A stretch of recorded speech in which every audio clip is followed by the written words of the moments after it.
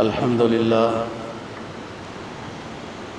لله وكفى والصلاة والسلام على سيد الرسل وخاتم الأنبياء وعلى آله وأصحابه الذين أوفوا عهدا الذين هم خلاصة العرب العرباء وخير الخلائق بعد الأنبياء. أما بعد فأعوذ بالله من الشيطان الرجيم. بسم الله الرحمن الرحيم. ما أصاب من مصيبة في الأرض ولا في أنفسكم إلا في كتاب من قبل أن نبرأها إن ذلك على الله يسير لكي لا تأسوا على ما فاتكم ولا تفرحوا بما آتاكم والله لا يحب كل مختال فخور. قال النبي صلى الله عليه وسلم الحسن والحسين سيدا شباب أهل الجنة.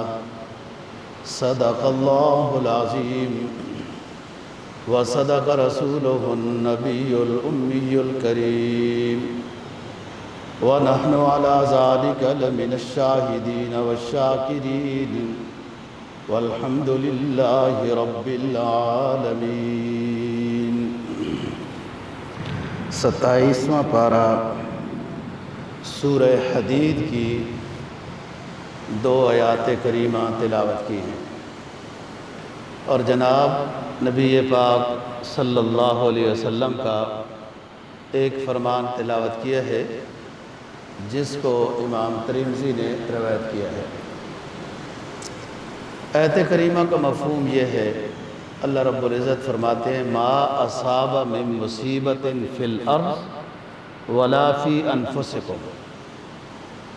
جو کوئی بھی مصیبت آتی ہے زمین میں یا تمہاری جانوں میں، من قبل ان نبرأها فی کتاب من قبل ان نبرأها. یہ مصیبت یا راحت یا جو کچھ بھی آئی ہے یہ پہلے سے ہی تقدیر میں لکھی ہوئی ہے.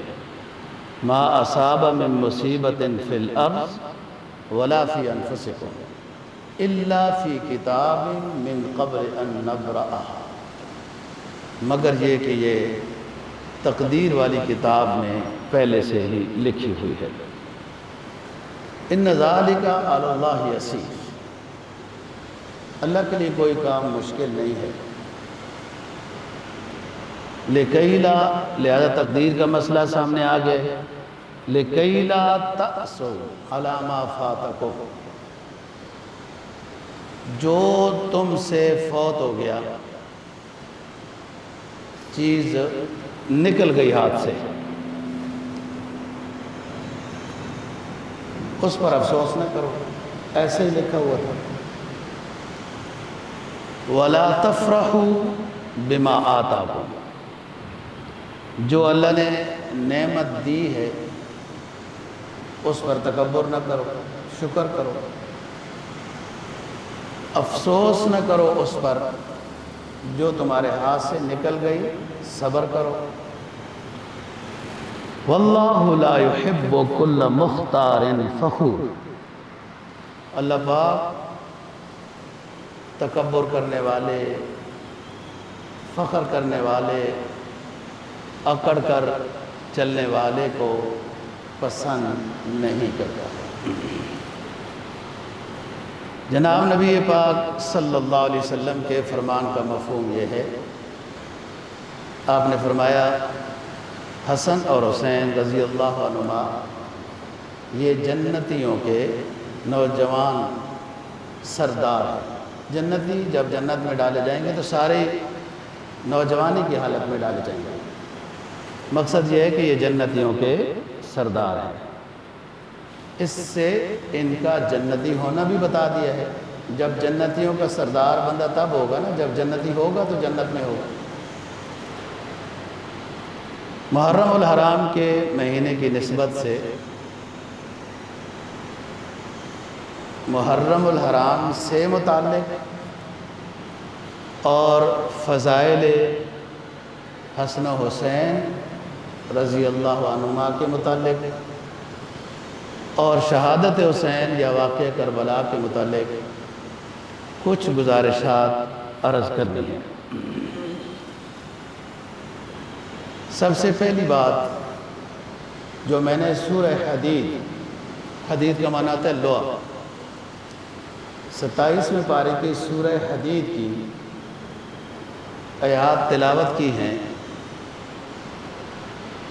یہ ایمانیات میں سے ہیں اور مسئلہ تقدیر کو بتا رہی ہیں۔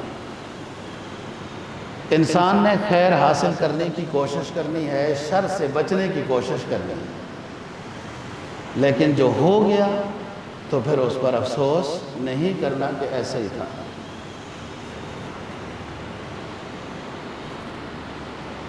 واقعہ کربلا جب وجود میں آ گیا اور وہ افسوسناک، المناک، غمناک شہادتیں ہو گئیں،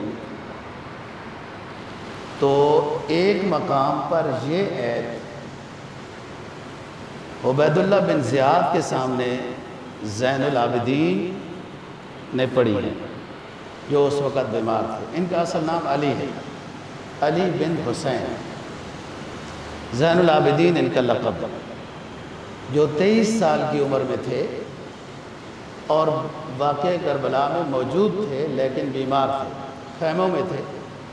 ان کو بھی دشمن ختم کرنا چاہتے تھے، لیکن اس میں عمر بن سعد بن ابی وقاص نے لوگوں کو شرم کرو، بیماروں کو، بچوں کو کیا کرتے ہو؟ تو جبکہ یہ سعد بن ابی وقاص کے بیٹے عمر یہ یزید کی فوج کے تھے، تو پھر زین العابدین نے ان کو دعائیں بھی دیں کہ آپ کے حکم کی وجہ سے یہ شرپسند ہماری طرف نہیں آئے اور بچوں یا مجھے جو ختم کرنا چاہتے تھے۔ یہ 23 سال کی عمر میں تھے، ان کا نام علی ہے۔ ابن زیاد نے جب اس کے پاس سر لے گئے تو بے ادبی جو کی، تو انہوں نے یہ آیت اس وقت پڑھی تھی، علی بن حسین یعنی زین العابدین، کیا آپ کیا نخرے کر رہے ہو، کیا فضول باتیں کرتے ہو؟ یہ ہمارے نصیب میں لکھا تھا، ما اصاب من مصیبت فی الارض ولا فی انفسکم الا فی کتاب من قبل ان نبرأہا۔ ہمارا اس جگہ میں یہ افسوسناک حالات کو دیکھنا میں لکھا ہوا تھا، آپ نے وہ کر رہے ہیں؟ آپ ان حضرات کا حوصلہ دیکھیں کہ ایسے موقع پر بندہ باتیں کر سکتا ہے، آیت پڑھ کے کر سکتا ہے۔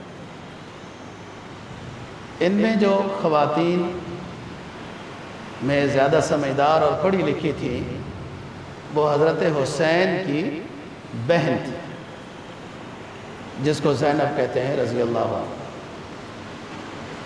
جب یزید نے کچھ اس طرح کی باتیں کہیں کہ دیکھو نا، ہم حق پر تھے، ہم فاتح ہو گئے اور تمہارا بھائی حسین جو ہے وہ حق پر نہیں تھا تو اس لیے قتل ہو گئے،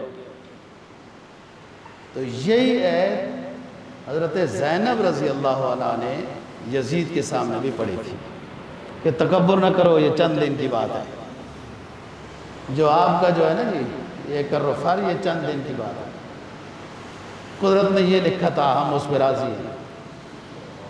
یعنی آپ دیکھیں عورت ہو کر کس طرح ایک بادشاہ کے سامنے بول رہی ہے، یہ قوت ایمانی ہے۔ امام زین العابدین جن کا میں نے نام بتایا، علی بن حسین، یہ بھی بڑے تھے، 23 سال کے تھے۔ انہوں نے یہ عبید اللہ بن زیاد کے سامنے یہی عید پڑھی تھی کہ آپ ایسی فضول باتیں نہ کریں۔ اور انس بن مالک اس وقت بہت بوڑھے تھے رضی اللہ عنہ، جو آپ صلی اللہ علیہ وسلم کے خادم، یہ کوفہ میں موجود تھے۔ اس نے ابن زیاد کو کہا کہ کوئی اس طرح کی گڑبڑ کی باتیں نہ کرو، کیا اپنے آپ مطلب اور تباہی کی طرف لے کے جا رہے اور چیخ لگائی ان سروں کو دیکھ کر پھر چلے گئے تھے. آنکھیں بھی اس وقت کمزور ہو گئی تھی. سب سے آخر میں صحابہ میں سے جو دنیا چھوڑتے ہیں وہ انس بن مالک رضی اللہ عنہ. امام ابو حنیفہ رحمہ اللہ تعالیٰ کی جن صحابہ سے ملاقات ہوئی ہے وہ 7 صحابہ لکھے ہیں، ان میں سے ایک حضرت انس رضی اللہ تعالیٰ عنہ. بات سمجھنے کی آپ کوشش کریں گے انشاءاللہ سارا خاکہ آپ کے سامنے آئے گا. یہ جو آیتیں خطبے میں پڑھی یزید کے دربار میں زینب نے پڑھی، اور عبید اللہ بن زیاد کوفہ جو گورنر تھا اس کے سامنے علی بن حسین زین العابدین نے. ایسے موقع پر بندہ کہاں تقریر کر سکتا ہے، کیا کچھ کہہ سکتا ہے، کیا بول سکتا ہے. ان حضرات کے حوصلے آپ دیکھیں اور ایمان کا مقام دیکھیں، کوالٹی دیکھیں. اتنے دکھ کہ پورے خاندان کو اپنے سامنے ذبح ہوتے دیکھا، پھر بھی ان کے حوصلے کیسے تھے. اور یہ بات سارے مانتے ہیں، شیعہ سنی سب، کہ کوفہ والوں نے دھوکہ کیا. خط نہیں لکھنے تھے نا، جرت نہیں تھی، تو جب خط لکھے ہیں تو پھر ساتھ دینا تھا. دھوکہ کیا ہے. اب اگلی بات سمجھنی ہے کہ اس میں مسئلہ تقدیر ہے. فی الجملہ غم تو ہے، غم سے انکار نہیں ہے. کوئی بھی پریشانی آ جائے، ایسا کوئی واقعہ، کوئی عزیز و اقارب فوت ہو جائے تو غم تو ہوتا ہے. اور غم ہونے کے ساتھ بندے کو حدود شرع میں رہنا ہے. جب اللہ کی طرف سے ہوتا ہے تو پھر گلہ شکوہ نہیں ہونا چاہیے. پھر آپ صلی اللہ علیہ وسلم کی احادیث موجود ہیں کہ میرا بیٹا حسن یہ سردار ہوگا، سردار ہے، اور 2 مسلمان جماعتوں کے درمیان صلح کرائے گا. 2 مسلمان جماعتوں کے درمیان صلح کرائے گا. یہ حدیث بخاری مسلم کی ہے. صلح کہاں ہوئی؟ حضرت امیر معاویہ رضی اللہ عنہ اور حضرت حسن کے جماعت. حسن کی جو جماعت تھی اس میں حضرت علی رضی اللہ عنہ کے بعد حضرت حسن خلیفہ ہوئے. ایک جماعت یہ ہے مسلمانوں کی، ایک جماعت امیر معاویہ کی سائیڈ میں تھی جو شامی لوگ تھے. ظاہر ان کی 20-30 سال حکومت ہو چکی ہے، وہاں ان کا ایک حلقہ احباب تھا. ان 2 جماعتوں کے درمیان صلح حضرت حسن رضی اللہ تعالیٰ اور حضرت علی کی مسجد جو جامع مسجد کوفہ کہلاتی ہے اس میں خطبہ حضرت امیر معاویہ نے دیا. یہ حضرات بیٹھے تھے. پھر حسن نے سب سے پہلے امیر معاویہ کے ہاتھ پر بیعت کی کہ اب خلیفۃ المسلمین یہ ہے. پھر اپنے بھائی حسین کو کہا اٹھو، وہ چھوٹے تھے، وہ کرو. تھوڑی سی ان کے جرنل ہے تھا جو اب تک جنگ صفین جنگ جمل میں تھا نا، وہ رکا کہ اب تک تو ان کے خلاف جنگیں کر رہے تھے، اب ہم ان کے ہاتھ پر بیعت کریں. خلاصہ یہ ہوا کہ حضرت حسن کے بارے میں یہ فرمایا کہ 2 مسلمان جماعتوں کے درمیان صلح کرائے گا. لہذا دونوں جماعتیں مسلمان ہونے کے بارے میں تو اندازہ ہو گیا، بندے کو سوچ کے بولنا چاہیے. حضرت علی حق پر تھے، ساری امت کا فیصلہ ہے، لیکن جماعتیں دونوں سائیڈوں میں مسلمانوں کی تھیں. آگے چلے. حضرت حسین رضی اللہ تعالیٰ عنہ کے بارے میں شہادت کی آپ نے پہلے سے ہی پیشن گوئی کی ہوئی تھی، یہ شہید ہوگا. اب یہ واقعے تو ہونے تھے. جب آپ صلی اللہ علیہ وسلم نے فرمایا فلانے دور میں یہ ہوگا، فلانے دور میں یہ ہوگا، اتنے 100 سال بعد اس طرح ہوگا، فلاں ہوگا، امام مہدی، سب چیزوں کو ہم مانتے ہیں. تو جب یہ بتا دیا گیا کہ عثمان کے بارے میں شہید ہوگا، فلان کے بارے میں شہید ہوگا، یعنی آپ جب غزوہ وہ پہاڑ احد پہاڑ کے اوپر چڑھے نا جی، تو وہ پہاڑ ہلا، خوشی سے ہلا ہوگا.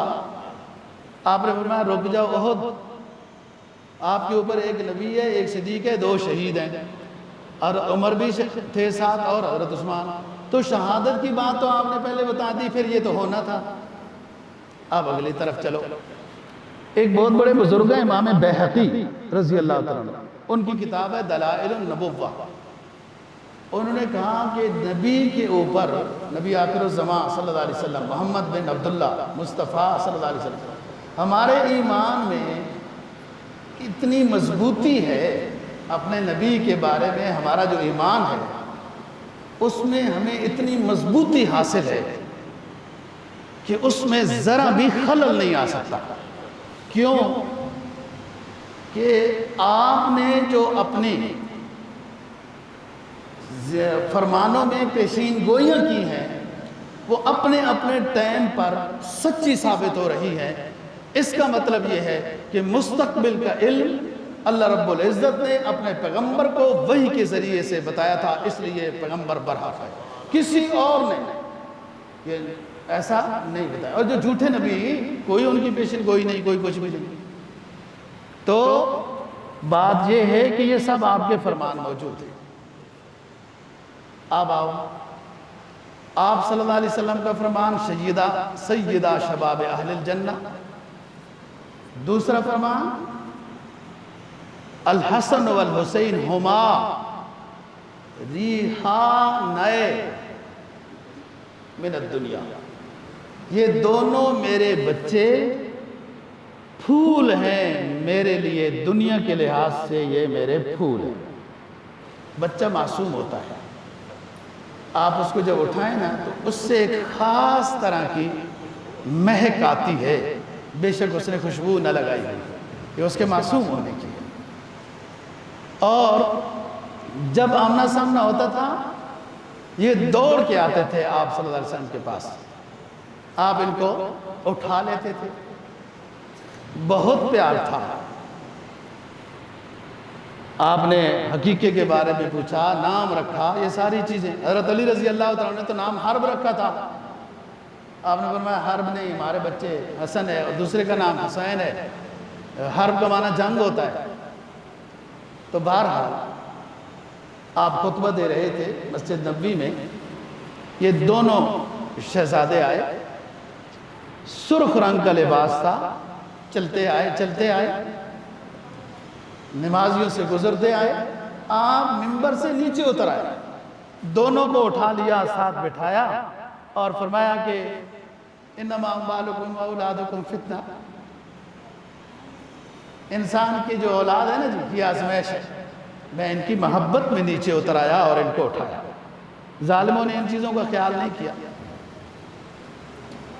پھر آپ صلی اللہ علیہ وسلم کا فرمان ہے کہ الحسن والحسین اللہم انی احبہما واحب من یحبہما، ترمذی نے روایت کیا ہے، اے اللہ مجھے حسن حسین سے بہت محبت ہے، اور اللہ تو اس سے بھی محبت کر جو ان سے محبت کرے گا۔ پہلی تو بات بتائی اللہم انی احبہما، میں ان سے محبت کرتا ہوں، اور آگے ان کو دعا دی جو میرے بچوں سے محبت، اللہم انی احبہما واحب من یحبہما، اب صیغہ امر ہے، اے اللہ تو بھی ان سے محبت کر جو ان بچوں سے محبت کرے گا۔ میں کل کے درس میں بھی بتا چکا ہوں محبت کیا ہوتی ہے۔ محبت 100 کی تسبیح محبت، 500 کی تسبیح محبت یہ پڑھنا ہے۔ محبت یہ ہوتی ہے کہ ان اسلاف کے نقش قدم پر چلا جائے۔ ان حضرات تو شہادتیں اٹھاتے رہے، یہ اپنی اولاد کو اپنے سامنے ذبح ہوتے دیکھتے رہے، ایک نماز قضا بھی نہیں ہوئی، یار دیر سے پڑھ لیتے نا۔ واقعہ کربلا جو 10 محرم کو پیش آیا، نماز قضا بھی نہیں ہوئی، ہماری نمازیں پتہ نہیں کہاں پڑھتے ہیں۔ محبت ہم کو بہت ہے، نماز نہیں، قرآن حفظ، یہ حضرات حافظ تھے، عالم دین تھے وغیرہ، یہ نہیں ہوتا ہم سے۔ جی اور شہادت کیوں ہوئی اس پر بھی تو غور کرنا چاہیے کہ ایک شخص جو ہے وہ کما حقہ خلافت اسلامیہ کے مطابق حکمرانی نہیں کر رہا تھا۔ حضرت حسین رضی اللہ تعالیٰ کا خطبہ ہے کہ میں اس بادشاہ کے خلاف نکلا ہوں جو شیطان کی بات پر عمل کرتا ہے، رحمان کی بات پر عمل نہیں کرتا۔ تو شہادت کی وجہ تو یہ ہے، اس وجہ کے لحاظ سے بھی کوئی سامنے آیا ہے کہ بادشاہ ظلم زیادتی کرتے ہیں، فلاں کرتے ہیں، لہٰذا اسلامی قانون نافذ کرنا چاہیے، خلافت کا قانون نافذ کرنا چاہیے۔ وجہ شہادت کیوں تھی؟ یہ تو شہزادے تھے، صاحبزادے تھے، آل بیت تھے، یہ مدینہ طیبہ میں بھی رہتے رہے، ان کے لیے زندگی گزارنے کے لیے کوئی مشکلات نہیں تھی کہ پیسے نہیں تھے، مکان نہیں تھا، فلاں نہیں تھا، یہ تو ہر کوئی خیال کر رہا تھا۔ اور حضرت امیر معاویہ رضی اللہ تعالیٰ عنہ کے ساتھ جب صلح ہوئی، حضرت حسن حسین وغیرہ جو ابھی بتا چکا ہوں، اس کے بعد سے باقاعدہ ان کو ماہانہ وظائف آتے تھے، کئی زمینیں ان کو دے دی گئی تھی کہ ان کی آمدن حسن اور حسین اور آل بیت کو دی جائے گی، یہ امیر معاویہ کی طرف سے۔ اور تو سارا کچھ بیان کیا جاتا ہے، یہ نہیں بیان کرتے کہ ان کا تعاون بھی کوئی تھا آل بیت کے ساتھ، کوئی مشکل زندگی گزارنے کے لحاظ سے نہیں تھی۔ آخر ایک شخص نکلا ہے اور اس نے شہادت حاصل کر لی ہے، تو وہ وجہ کیا ہے اس کے لیے کوئی آواز نہیں ہے، اس کے لیے کہ ایک مسلمانوں کے ملک میں ایک خلافت کا نظام قائم ہو، اسلامی نظام قائم ہو، اسی وجہ سے حضرت حسین نکلے تھے۔ اور کوفہ والوں کی بات یہ کوئی نہیں ہے، اور ویسے مناتے جاؤ۔ اب آؤ، حضرت حسن حسین رضی اللہ تعالیٰ عنہ کے بارے میں بہت فضیلت ہیں، میں چند باتیں عرض کر دی ہیں۔ پھر یہ صحابی رسول ہو گئے، نام آپ نے رکھے، حقیقے آپ نے کیے، آپ کی بیٹی کی اولاد ہے، آپ کی رشتہ داری ہوئی، نواسا ہے۔ آل بیت بھی وہ ہماری آنکھوں کا سرما ہے، آل بیت ہمارے ایمان کا حصہ ہے۔ جس آل بیت نے نبی پر ایمان لایا، جو آل بیت ہے ایمان نہیں لایا، اس کو نبی نے بھی بد دعا دی، قرآن نے بھی بد دعا، اللہ نے بھی بد دعا دی، تبت یدا ابی لہب وتب ما اغنی عنہ مالہ وما کسب۔ تو آل بیت تبھی ذی قدر ہے کہ اس نے نبی پاک صلی اللہ علیہ وسلم پر ایمان لایا، اور یہی بات آپ کا فرمان ہے کہ تم گمراہ نہیں ہوگے، میری سنت کو پکڑو گے اور میرے آل خانہ کو پکڑو گے، آل بیت کو پکڑو گے۔ آل بیت سے مراد بھی وہی آل بیت ہے جو مسلمان ہیں، ایمان لائے اور شریعت کو پڑھا، لوگوں تک پہنچایا۔ اور دوسری حدیث میں یہ ہے کہ ترکت فیکم امرین لن تضلوا ما تمسکتم بہما کتاب اللہ و سنت رسولی، لوگوں میں تو چھوڑ جاؤں گا دنیا، لیکن تم گمراہ نہیں ہوں گے اگر کتاب اللہ اور میری سنت کو مضبوطی سے تھامے رکھا تھا۔ اب بات یہ ہے، یہ تمہید کے قدرت کے فیصلے ہیں، اور کیوں شہادت ہوئی اس پر کوئی بات نہیں۔ حضرت امیر معاویہ رضی اللہ تعالیٰ عنہ کے ساتھ جب حضرت حسن نے صلح کی، یہ لمبے موضوع ہیں، لمبی باتیں ہیں، اور پھر حضرت حسن بعد میں بعض کہتے ہیں زہر دی، کس نے دی، ایسی بغیر تحقیق کی باتیں ہیں۔ بہرحال وہ مدینہ طیبہ میں جنت البقیع میں آرام کر رہے ہیں، اور کئی سال تک امیر معاویہ صلح کے بعد رہے، یہ دونوں بھائی تھے، کوئی اختلاف نہیں تھا۔ حضرت مغیرہ بن شعبہ رضی اللہ عنہ، آپ یہ ذہن میں رکھنا کہ یہ حضرت علی رضی اللہ تعالیٰ عنہ کے ساتھیوں میں سے تھے۔ حضرت علی رضی اللہ تعالیٰ عنہ کی سن 40 ہجری میں شہادت ہو جاتی ہے۔ شہید کرنے والے جو خوارج تھے، انہوں نے 3 بندوں کو اکٹھا شہید کرنا تھا، ایک حضرت امیر معاویہ کو شام میں، اور عمرو بن العاص کو مصر میں، اور حضرت علی کو کوفہ میں، اور یہ مکہ میں ان کا مشورہ ہوا۔ وہ 2 ناکام ہو گئے، یہ بندہ کامیاب ہو گیا، عبد الرحمن بن ملجم خارجی۔ خارجی کا مطلب ہوتا ہے اسلام سے خارج، نہ صحابہ کو مانتا ہے نہ اہل بیت کو مانتا ہے، فتنہ ڈالنے کے لیے ہوتے ہیں بس۔ حضرت علی نے اپنی زخمی حالت میں حضرت حسن رضی اللہ تعالیٰ عنہ کو اپنا جانشین، اپنا خلیفہ نامزد کر دیا۔ 6 مہینے ان کی خلافت رہی حضرت حسن کی۔ یہ سارے سازشیوں کو سمجھ گئے تھے۔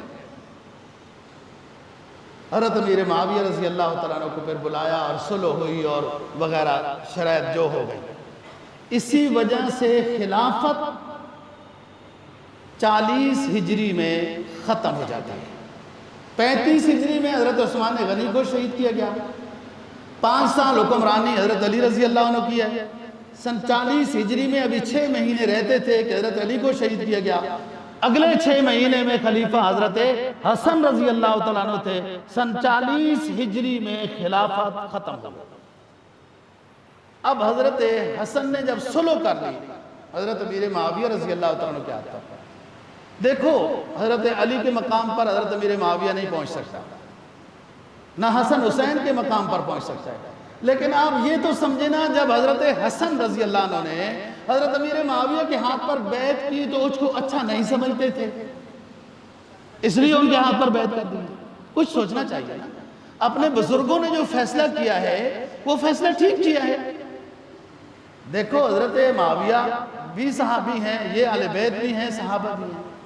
اگر آپ حضرت معاویہ کو آپ غلط کہتے ہیں تو پھر یہ ادھر ہی نہیں رہے گی غلطی نہ، پھر حضرت حسن کی طرف بھی آ جائے گی کہ اس شخص نے غلط بندے کے ہاتھ پر بیعت کیوں کی۔ یہ تھوڑا نازک معاملہ ہے حضرات صحابہ رضی اللہ عنہ۔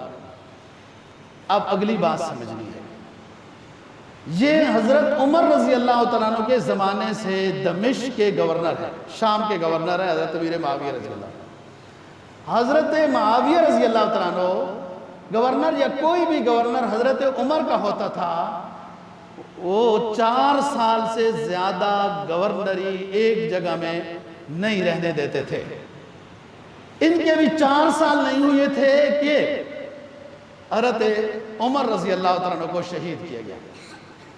اب عثمان آ گئے، 12 سال کی حکومت ہے ان کی، یہ 12 سال ہی شام کے گورنر ہیں، اور ہم بتا چکے ہیں کہ عثمان نے جو اجازت دی تھی بحری بیڑا کا، وہ یہی بنانے والے تھے جو یورپ میں جہاد ہوا حضرت امیر معاویہ رضی اللہ تعالیٰ عنہ کی قیادت۔ وہ 4 سال پہلے کرو، 12 سال یہ کرو، 16 سال ہو گئے۔ اب حضرت حسن وہ 4-5 سال حضرت معاویہ کے اور حضرت علی رضی اللہ تعالیٰ عنہ کے تنازع کے 21 سال ہو گئے۔ اب حضرت حسن نے جب بیعت کر لی تو 7 سال اور گزر گئے۔ پھر حضرت حسن یہ اب دمشق کے ہی بڑے، اور حضرت حسن کی خلافت امیر معاویہ کے ہاتھ پر بیعت کرنے میں وہ تو پورے اب 3 بر اعظموں کے بادشاہ کہو، حکمران کہو، خلیفہ کہو، وہ ہو گئے 3 بر اعظموں کے، ایشیا، افریقہ، یورپ۔ کوئی اختلاف نہیں ہوا، کوئی خون ریزی نہیں ہوئی، کوئی تنازع جھگڑا نہیں ہوا، کہیں کوئی واقعہ نہیں ہوا۔ اب آؤ جو میں نے بتایا تھا حضرت مغیرہ بن شعبہ رضی اللہ تعالیٰ عنہ، انہوں نے حضرت امیر معاویہ کو یہ مشورہ دیا، جبکہ میں ابھی پہلے سبق میں بتا چکا ہوں کہ یہ بندے ہیں حضرت علی رضی اللہ تعالیٰ عنہ کے، اس پرانے زمانے میں جو اختلافات تھے، بڑے صحابہ میں سے۔ حضرت امیر معاویہ کو یہ راضی کرتے رہے کہ دیکھو حسن نے آپ کے ہاتھ پر بیعت کر لی ہے، راضی، آپ کسی کو خلیفہ منتخب کر دیں تاکہ بعد میں کوئی جھگڑا نہ ہو، جو بہت سارے جھگڑوں سے اب بچے ہیں ہم، جنگ جمل ہو، جنگ صفین ہو وغیرہ۔ بہرحال یہ راضی کرنے میں کامیاب ہوئے۔ حضرت معاویہ رضی اللہ تعالیٰ عنہ نے یزید کو نامزد کیا۔ یہ غلط فیصلہ تھا یا ٹھیک تھا؟ ایک صحابی کا فیصلہ ہے، حضرت علی رضی اللہ تعالیٰ عنہ نے اپنے بیٹے حسن کو نامزد کیا۔ ہم کیوں کہیں کہ غلط ہوا؟ ہم کیوں کہیں کہ غلط ہوا؟ تھوڑا سا غلط اس لیے کہ حضرت علی رضی اللہ تعالیٰ عنہ نے اپنے بیٹے کو جو نامزد کیا وہ صحابی رسول بھی ہے اور اہل بیت بھی ہے۔ حضرت معاویہ نے جو اپنے بیٹے کو خلیفہ نامزد کیا، یہ بیٹا تو ہے لیکن صحابی رسول تو نہیں ہے۔ ابھی بہت سارے صحابہ زندہ تھے۔ اچھا چلو یہ ہو گیا، اس کے بعد نامزد کرنے کے بعد حضرت معاویہ رضی اللہ تعالیٰ عنہ 10 سال زندہ رہے۔ خلیفہ تو نامزد کر دیا، 50 اور 51 ہجری میں 10 سال زندہ رہے، کوئی اختلاف سامنے نہیں آیا۔ آپ نے ادھر ادھر بندے بھی بھیجے کہ میں نے یزید کو نامزد کیا، کسی کو کوئی اختلاف ہو۔ یہ قریب کی ساری ریاستیں تو ان کی اپنی تھی، تو وہ ساروں نے کہا ٹھیک ہے۔ اب خطہ حجاز ہے اصل، یہاں سے ولی عہد کی منظوری ہو تو تب بات بنتی ہے۔ 5 بندے ایسے ہیں جنہوں نے حضرت امیر معاویہ کے خلافت کے زمانے میں یا حکومت کے زمانے میں، یزید کو نامزد کرنے کے زمانے میں، ان 5 بندوں نے اختلاف کیا۔ عبد الرحمن بن ابو بکر، عبداللہ بن عمر، حسن حسین بن علی، عبداللہ بن زبیر، عبداللہ بن عباس۔ یہ نام یاد رکھ رہے ہیں، عبداللہ بن عباس، عبداللہ بن زبیر، عبد الرحمن بن ابو بکر، حسین بن علی اور عبداللہ بن عباس، عبداللہ بن عباس، عبداللہ بن عمر، عبداللہ بن زبیر، حسین، عبد الرحمن بن ابو بکر۔ یہ 5 بندے ہیں جنہوں نے اختلاف کیا کہ یہ صحیح فیصلہ نہیں ہوا۔ حضرت امیر معاویہ رضی اللہ تعالیٰ عنہ کو پتہ چلا، آپ تشریف لائے، بہت باروب اور 3 بر اعظم کا حکمران، اور 40 سال کی حکومت ہو گئی اب شام کی، جس کو عمر کہتا تھا کہ یہ کسرا عرب ہے، ایک کسر و کسرا، بڑی شان و شوکت، بڑا اونچا لباس، عالی شان، ہم پہلے بیان کر چکے ہیں، باڈی گارڈ، کر و فر، یہ وہ جو بھی ہو، مدینہ میں تشریف لائے۔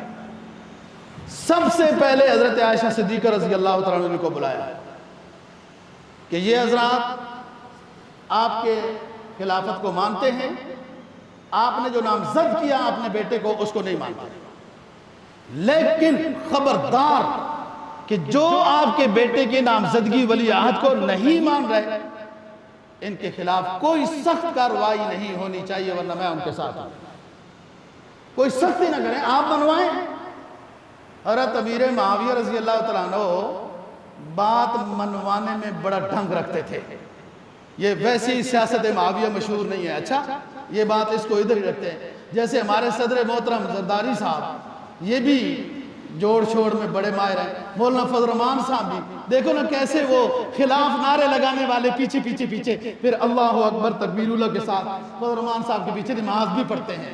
کیا نظریات ہیں یار، مولویوں کے ساتھ تم چھیڑ چھاڑ کرتے ہو اور ان سے جیت سکتے ہو، یہ ان کو دونوں علوم عطا ہوتے ہیں، روشنی عطا ہوتی ہے۔ بہرحال حضرت امیر معاویہ رضی اللہ عنہ کی سیاست پڑھائی جاتی ہے، سیاست معاویہ۔ یہ بندے پیسے کے ساتھ خوش ہو جائیں گے، پیسے دے دو، ان کو ساتھ فلانا عہدہ سے خوش ہو جائیں گے، یہ کہہ دو۔ بہرحال آپ غلط کہیں صحیح کہیں، لیکن اس مسئلے میں وہ بہت ماہر تھے۔ حضرت عائشہ صدیقہ رضی اللہ تعالیٰ عنہ نے یہ فرمایا کہ سختی کی اجازت نہیں، آپ منوائیں۔ انہوں نے ان کو بلایا، خطبہ دیا۔ سب سے پہلے عبد الرحمن بن ابو بکر نے کہا، حضرت صاحب ہم آپ کو مانتے ہیں اور آپ کے بیٹے کے ولی عہد ہونے کو نہیں مانتے۔ حضرت معاویہ نے کہا کہ میں نے کوئی غلط کام تو نہیں کیا، سارے حضرات اس طرح کرتے رہے۔ ان کا اشارہ حضرت عمر کی طرف تھا، کہا حضرت عمر نے اپنے بیٹے کو ولی عہد نہیں بنایا، انہوں نے 10 مبشرہ میں سے 6 کو منتخب کیا تھا۔ آپ ولی عہد کا نظام نہ کریں، چھوڑیں، آپ دنیا سے جب چلے جائیں گے امت مسلمہ خود اپنا خلیفہ منتخب کر لیں گے۔ اچھا اسی طرح دوسرے حضرات نے بھی بات کہی، یہ ناکام ہوئی ہے۔ خلاصہ چلے، ٹائم کم ہے، 5 منٹ رہ گئے، تو خاموشی رہی، مطلب کوئی اختلاف یا اجتماع یا امیر معاویہ کے خلاف ایک جلوس ایسا کوئی نہیں ہوا۔ انہوں نے اختلاف کیا، انہوں نے منوانے کی کوشش کی، یہ نہیں مانا۔ یہ 5 حضرات سن 60 ہجری میں وہ فوت ہوتے ہیں، دنیا چھوڑ رہے ہیں امیر معاویہ، اور یہ ولی عہد ہو گئے۔ اس نے دوبارہ اپنے ورکر بھیجے کہ وہ میری ولی عہد جو پہلے سے 10 سال ہو چکی ہے اس کی تجدید کی جائے اور میرے اوپر گویا کہ بیعت کی جائے۔ لوگوں نے کر دی ادھر ادھر، تو مروان حکمران تھا جو اس کو کہا کہ مدینہ والے سارے کریں، وہ کہتا رہا، کامیابی نہیں ہوئی۔ یہ 5 حضرات مدینہ چھوڑ کر مکہ مکرمہ میں تشریف لے گئے، جن کے نام آپ کو بتائے۔ حج کا موسم تھا، دیکھا جائے گا۔ عبداللہ بن زبیر پہلے ہی طائف میں ان کا مدرسہ تھا۔ عبداللہ بن عباس رضی اللہ عنہ، ان کا پہلے ہی مدرسہ تھا۔ حضرت علی سے جب اختلاف ہوا تھا تو وہ طائف میں آباد ہو گئے تھے، اب بھی وہاں بہت بڑی ان کے نام کی مسجد ہے وغیرہ۔ عبداللہ بن عباس حج میں تشریف لائے، ان سب حضرات کو کہا میں آپ کے ساتھ ہوں، لیکن جنگ بندی میں آپ کے ساتھ نہیں ہوں۔ دیکھو بہت بڑی فوج ہے، آپ چند 100 بندے مقابلہ نہیں کر سکیں گے، میری رائے یہ ہے مکہ مکرمہ میں آپ رہیں۔ ہر مسلمان مکہ مکرمہ میں آتا رہتا ہے اور ہم ذہن سازی کرتے رہیں گے، جب ہماری افرادی قوت بڑھ جائے گی تو ہم یزید کی حکومت کے خلاف نکلیں گے۔ یہ عبداللہ بن عباس بڑے آدمی تھے، عمر میں بھی بڑے تھے، ان کے رشتہ دار بھی عباس حضرت علی کے چچا کے بیٹے ہیں حضرت عبداللہ۔ عمر میں یہ سارے صحابہ بڑے ہیں، حضرت حسین رضی اللہ تعالیٰ عنہ 55 57 58 کے لگ بھگ ہیں، نوجوان یہ ہے، باقی یہ بڑے۔ اب پیچھے رہ گئے 4۔ عبداللہ بن عباس نے یہ بات کہی، عبداللہ بن زبیر نے کہا کہ میری رائے بھی یہی ہے، ان کے خلاف جنگ کریں گے، یزید ظالم حکمران ہے، بے دین ہے، ہم ان کے خلاف جنگ کریں گے، لیکن پہلے ہمیں پوری تیاری کرنی چاہیے جنگ کی۔ عبداللہ بن زبیر بھی بہت بڑے آدمی ہیں، جو حجاج بن یوسف کے خلاف ٹکر لی تھی۔ عبد الملک بن مروان کی حکومت تھی، آپ سمجھ گئے، جب بیت اللہ پر منجلیب چلائے حجاج بن یوسف نے، 7 سال ان کی حکومت رہی۔ عبداللہ بن زبیر ڈاڑے آدمی تھے، دبے مضبوط، وہ بچے کھیل رہے ہوتے تھے نا جی مدینہ طیبہ کی گلیوں میں، حضرت عمر کو دیکھ کے سارے بھاگ جاتے تھے، عمر ہارا ہے، یہ کھڑے رہتے تھے، یہ کیا بات ہے، ہم بھی انسان ہیں، یہ بھی انسان ہے، ڈرنے کیا بات ہے۔ بہادری ہی شروع سے تھی عبداللہ بن زبیر، اس طرح ایسے تھوڑا ہی عبد الملک بن مروان کے خلاف، مطلب گویا کہ 7 سال ان کی حکومت تھی، یہ مدینہ، جدہ، طائف، مکہ مکرمہ۔ عبداللہ بن زبیر انہوں نے کہا میں آپ کے ساتھ ہوں، تیاری کر کے جائیں گے۔ اب 2 بندے سائیڈ ہو گئے، اب پیچھے رہ گئے 3 بندے، عبد الرحمن بن ابو بکر، عبداللہ بن عمر اور حضرت حسین رضی اللہ عنہ۔ عبد الرحمن کی طبیعت خراب ہوئی، وفات پا گئے۔ عبد الرحمن حضرت عائشہ کے بھائی وفات پا گئے اور جنت المعلیٰ میں وہ آرام کر رہے ہیں۔ اب پیچھے رہ گئے 2۔ عبداللہ بن عمر نے کہا میں آپ کے ساتھ ہوں، لیکن آپ جس طرح جا رہے ہیں کہ وہ میرے ہاتھ پر بیعت کر لیں گے اور حکمرانی مجھے مل جائے گی، یہ نہیں ہو سکتا ہے، لہٰذا تھوڑا صبر کیجئے، حج کیجئے، حج پر بیانات کیجئے، افرادی قوت تیار کیجئے، حج کے بعد بھی ہم آپ کے ساتھ۔ آپ جس سوچ میں ہیں کہ کوفہ والوں نے خط لکھے ہیں اور جیسے ہی جائیں گے آپ کے ہاتھ پر بیعت ہو جائے گی اور آپ بادشاہ بن جائیں گے، ایسا نہیں ہوگا۔ انہوں نے کہا نہیں میں جاؤں گا، حج سے پہلے ہی جاؤں گا۔ اب عبد الرحمن فوت ہو گئے، عبداللہ بن عمر نے کہا کہ حج کے بعد دیکھیں گے، بندے جمع ہو جائیں گے۔ حضرت حسین رضی اللہ تعالیٰ عنہ کی رائے یہ تھی، جو سر آنکھوں پر ہے، ہمارے تاج ہیں، کہ جنگ نہیں ہونی، یہ ہزاروں خطیں تھیلے بھرے ہوئے ہیں، بوریاں بھری ہوئی ہیں میرے پاس، آپ لوگ اس لیے پیچھے ہٹ رہے ہیں کہ جنگ ہوگی، جنگ نہیں ہونی، آپ لوگ میرے ساتھ آئیں، یہ اتنے بڑے لوگ ہیں، یہ سارے شیعان علی ہیں، حضرت علی رضی اللہ تعالیٰ عنہ کے زمانے کے، جب ہم کوفہ میں تھے اس وقت سے یہ لوگ ہمارے ساتھ ہیں، ایسا نہیں ہوگا۔ ان کی رائے یہ تھی کہ ایسا ہوگا، یہ وفادار لوگ نہیں ہیں۔ عبداللہ بن عباس رضی اللہ تعالیٰ عنہ بہت زیادہ، چونکہ رشتہ دار تھے، بڑے تھے، صاحب علم بھی تھے، حضرت امیر معاویہ کے مشیر بھی تھے وغیرہ، انہوں نے بہت اصرار کیا، بہت اصرار کیا، اور طرح طرح کے طریقے سے حضرت حسین کو راضی کرنے کی کوشش کی کہ آپ تشریف نہ لے جائیں، یہ دھوکہ ہو جائے گا، مجھے آپ دھوکے کی زد میں آتے ہوئے نظر آ رہے ہیں۔ لوگوں کے سامنے کہتے رہے اگر میں آپ کی داڑھی پکڑوں، پاؤں پکڑوں، پگڑی پکڑوں اور مجھے اندازہ ہو کہ آپ راضی ہو جائیں گے تو میں یہ کرنے کو بھی تیار ہوں۔ لیکن حضرت حسین کے شرح صدر یہ تھا کہ میں چاہتا ہوں، اور جنگ کی کوئی شکل نہیں ہے۔